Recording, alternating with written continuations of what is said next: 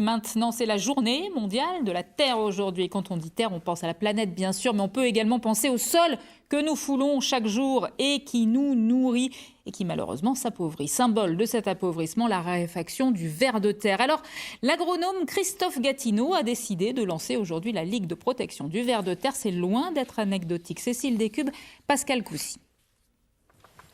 En ce jour de la Terre décrété par l'ONU, Christophe Gatineau vient de créer sa nouvelle association, la Ligue de protection des vers de terre. Un prolongement de son blog très suivi, Le Jardin Vivant. Il vient d'écrire au ministre de l'Agriculture avec un but précis, obtenir un statut juridique pour ce petit animal si utile. Il faut faire rentrer ça dans la loi, en fait, tout simplement. Voilà. Et faire rentrer le ver de terre et la vie des sols dans la loi, ça veut dire qu'il y aura on pourra les expertiser au niveau de la toxicité, expertiser les pesticides sur la toxicité, expertiser les outils agricoles, puisque les outils agricoles, on utilise aujourd'hui des outils agricoles comme des herses rotatives.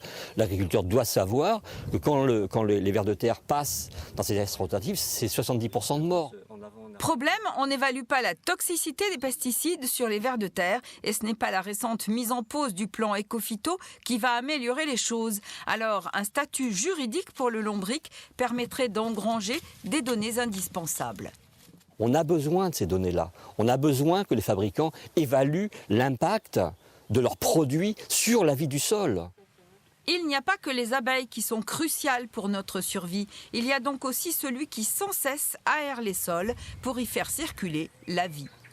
Notre nourriture vient de l'habitat du ver de terre. Ça veut dire que si on détruit l'habitat du ver de terre, ça pose un problème par rapport à l'alimentation de demain, en fait. Donc tout le monde a intérêt à préserver l'habitat du ver de terre, c'est préserver notre alimentation et c'est préserver en même temps ceux qui la produisent. Après l'éloge du ver de terre en 2018, Christophe Gatineau prépare un 4e livre sur cet invertébré à paraître l'an prochain.